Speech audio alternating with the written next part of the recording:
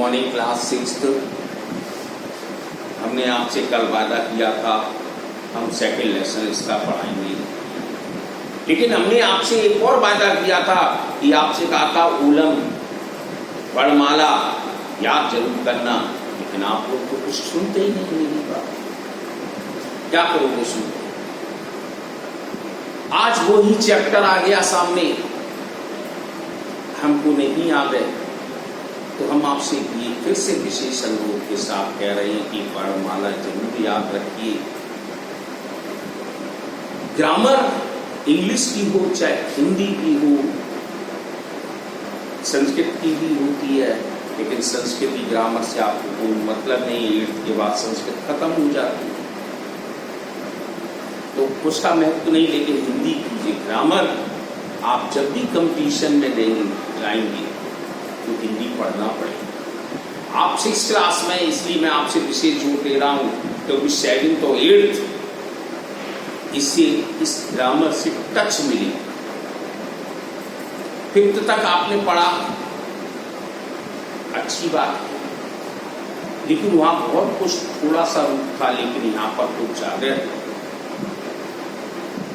तो यहाँ पर वर्ण विचार शब्द है चैप्टर का नाम।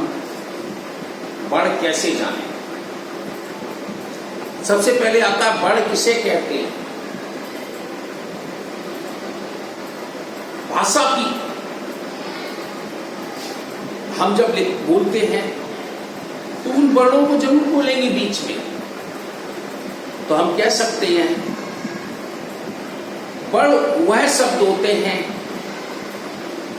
या वर्ण भाषा की वह सबसे छोटी इकाई है जिसके टुकड़े नहीं किए जा सकते।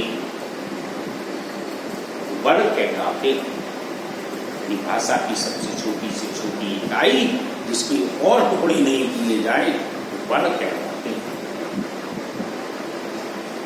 अब ये कितने प्रकार के होते हैं? ये वैसे 3 प्रकार के होते हैं, स्वर, व्यंजन और तीसरा था अयुग्म।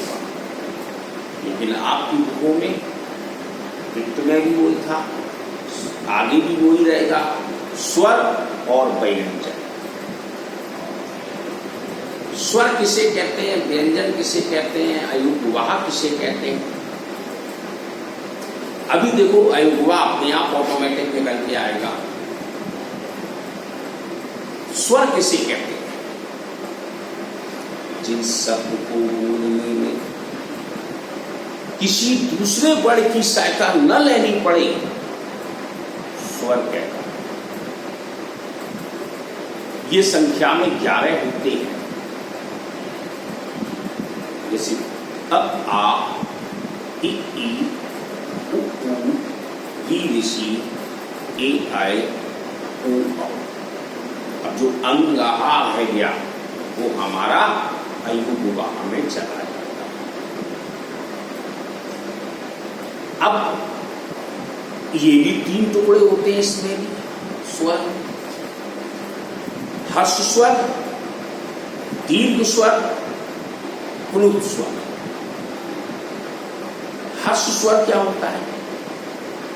जिन शब्दों को बोलने में बहुत कम समय लगता है वो हर्ष स्वर कहलाता है। ये संख्या में 4 होते हैं, अ, इ, उ, री, यानी छोटा आ, छोटी ई, छोटा उ और री। ये 4 होते हैं। दीर्घ क्या होता है? जिन शब्दों को बोलने में, जिन वर्णों का उच्चारण करने में हर्ष स्वर से दुगना समय लगता है, वो हमारे दीर्घ स्वर कहलाते हैं। इनकी संख्या 7 होती है, यानी 7। जैसे बड़ा आ, बड़ी ई, बड़ा उ, ए, ऐ, उ, औ। यानी आ, ई, उ, ए, ऐ, उ, औ। तीसरा था प्लुत स्वर। पुरुष स्वर क्या है? जिन वर्णों का बोलने में हर्ष स्वर से दुगुना समय,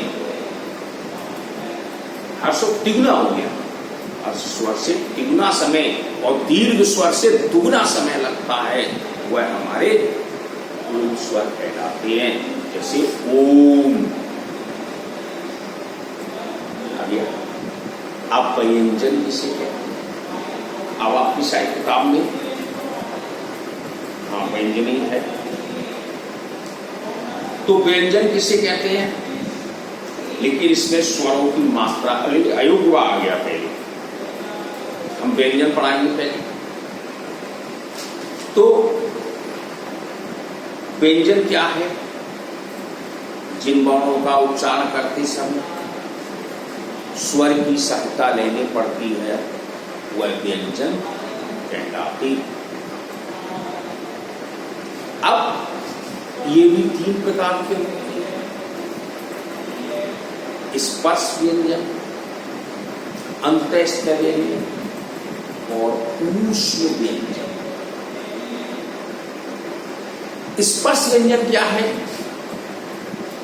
इन शब्दों को बोलने में हमारी जीभ जो है, जीभ टंग, वो मुंह के किसी न किसी भाग से स्पर्श करती है, तो वो स्पर्श व्यंजन कहलाते हैं।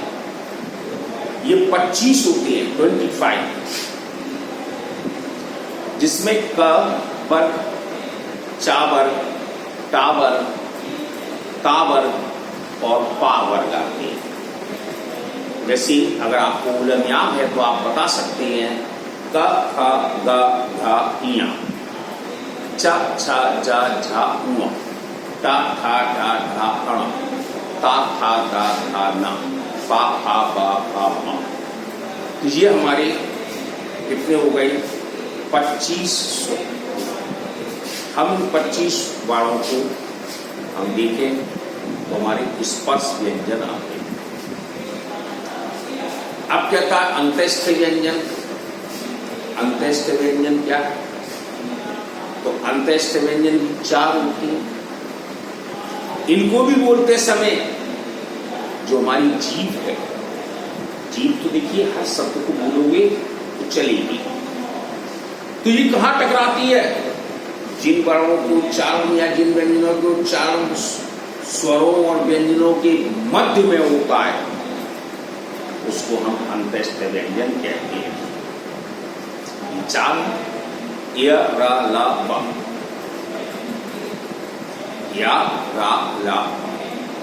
अब ऐसे ही ऊष्म व्यंजन आ गया। अब हम ऊष्म बोले तो हमारी मुंह से गर्म हवा निकलती है, वायु जो है मुंह से टकरा के ऊष्म निकलती है। ये भी 4 होते। स स स ह, सा सलगम, सा षटकोण, सा सपेरा, हा। तो ये हमारे 3 प्रकार के व्यंजन थे। लेकिन 2 प्रकार के व्यंजन हिंदी में और जोड़े गए हैं, संयुक्त व्यंजन और द्वित्व व्यंजन। संयुक्त व्यंजन क्या है? वह व्यंजन जो 2 शब्दों से मिलकर बनते हैं। तभी तो वर्णमाला में छा, छत्री, त्राक, शू, या ज्ञानी की महत्वता नहीं दी जाती है। अब जैसे छ है तो का प्लस शा, इसे छा बनता है। त्रिशूल है ता त्रा, तो ता प्लस रा से मिलकर बनता है। ज्ञानी है या शब्द ग प्लस वहां से मिलकर बनता है। ये शब्द हमारी संयुक्त व्यंजन है। द्वित्व व्यंजन क्या होते हैं? वे व्यंजन जो देखने में समान होते हैं लेकिन लिखने में आधे लिखते हैं। जैसे सच्चा, रचा तो पूरा चा, ऐसी बच्चा, छज्जा, तक्का। तो ये शब्द क्या है? द्वित्व व्यंजन कहलाते हैं। अब आपके तीसरा था अयुग्वाह। अब हम पीछे चलेंगे। अयुग्वाह पढ़ रहे तो ये हमने किताब से तो अकॉर्डिंग पढ़ा नहीं, समझा के चले। अब अयुग्वाह क्या है? ये भी 3 होते हैं। 3 कौन कौन से होते हैं? अनुस्वार, अनुनासिक और विसर्ग। अनुस्वार क्या होता है?